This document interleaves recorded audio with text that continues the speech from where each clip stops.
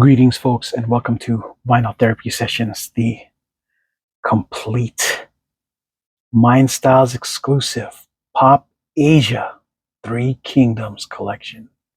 I am your host, Coco Smooth. And yes, I just love the way this whole set looks. The links below for the individual sets, so you could see what it looked like in package and out of package for both sets. Now, of course, I just had to do an entire video again because of my obsession with the Three Kingdoms and see how it all looks together. And man, does this set not look great? Does this set not look spectacular? Oh my gosh. Oh, if I could only get doubles, I definitely have the Kingdoms guys versus the Water Margin guys.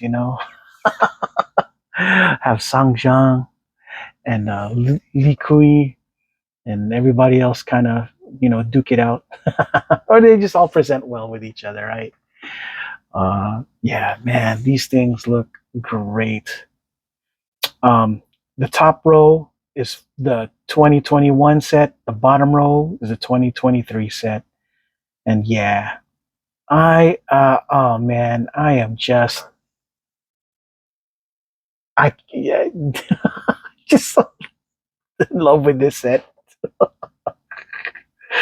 I'm gushing over it. A lot of it is because it's, as you guys know, this stuff is imported, and man, the price for it is just so high, you know.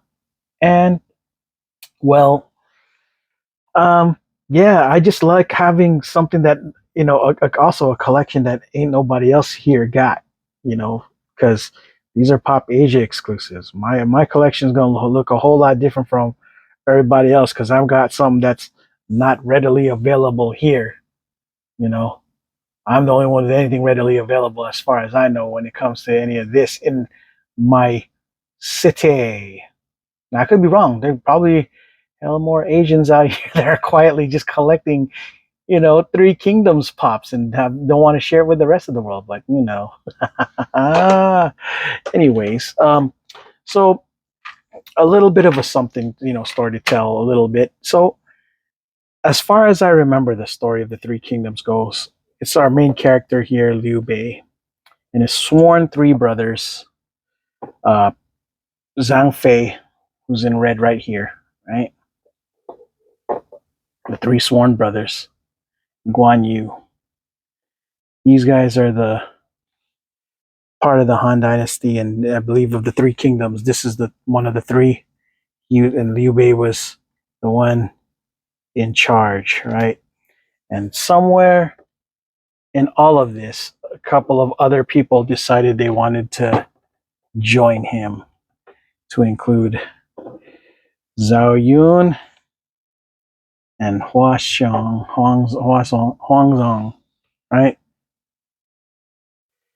And then there's Zhuge Liang, the guy who, once these guys passed away, eventually kind of took over until his own health, you know, did him in, you know. But yeah, the Three Kingdoms is one of those sad stories, but true stories in China, and one of the most impactful stories in all of China is between this Water Margin and Journey to the West, right? Um, yeah. So this was the squad. These were the guys that everybody liked. At least as far as I'm concerned, this is the way I interpret that people like these guys the most. But he was also one of the poorest. So this guy, the antagonist, Cao Cao or Cao Tao, he was the main antagonist, but he was also very powerful, and every so often he had Lu Bu helping him, but sometimes they betray each other, and that kind of thing went on, right? But Cao Cao was the richest and had the help of the main emperor. He was the kingmaker, the emperor maker. He decided he was a real shot caller, I guess. At least that's the way I interpreted it from the way people were describing the cliff notes and the games that I played. Right? Um, yeah, he became the empire, and so Liu Bei had to enlist the help of his boy from the third kingdom, from Sun Quan, who was further to the east. This guy was further to the west, and this guy, the northern guy with all the stuff that they had going on. Yeah, so Sun Quan was somebody who joined up with Liu Bei, but he also recognized that these guys, Liu Bei and them, were going to be a problem even after he helped, because like, okay, I helped this guy, but shoot, what if he decides to turn on me, kind of stuff. That's the problem with power and stuff. So that's kind of the way that worked out, at least as far as I know. If I'm incorrect, please correct me in the comments. But that's how I remember it, and I'm sure it's more complicated than how I simply put it.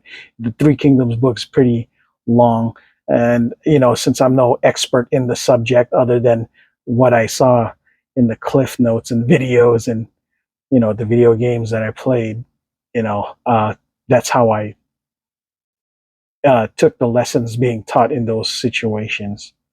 Destiny of an Emperor was the first game that I played that uh, involved the Three Kingdoms, and I believe Romance of the Three Kingdoms, and then the Dynasty Warrior, games. But I didn't possess copies of those other, just Destiny of an Emperor, and that one had the most impact on me.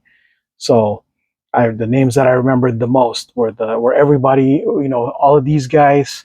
I didn't even Sun Quan was, I don't remember, was really in the story, but Zhuge Liang definitely was. Liu Bei. Your main characters was Liu Bei, Zhang Fei, and Guan Yu, and then he takes a back seat because he's the emperor, and these two guys enlist Zhao Yun and Wang Zhang to do stuff. But that's the game. The real story, probably not the way it actually went out. But yeah, that's how I remember it. Yeah, look at this, guys. I mean, geez, I know it's all open and stuff. And like I said, you guys could see the other videos that have them in package and stuff. I'm going to display these guys in package because, they look great in package too. When I get doubles, I'll probably have these on my openers. But for now, I can't be greedy. These are just my my only copies for now. And that's what I'm going to do. I'm going to display them in box in a, in the wall. And you'll see that great wall soon enough once I get it ready for the way I want it presented. But yeah, that's all I got for this segment of Vinyl Therapy Sessions, the Mindstyles exclusive Funko Pop Asia Three Kingdoms collection. I am your host, Coco Smooth. And until next video, folks, ciao.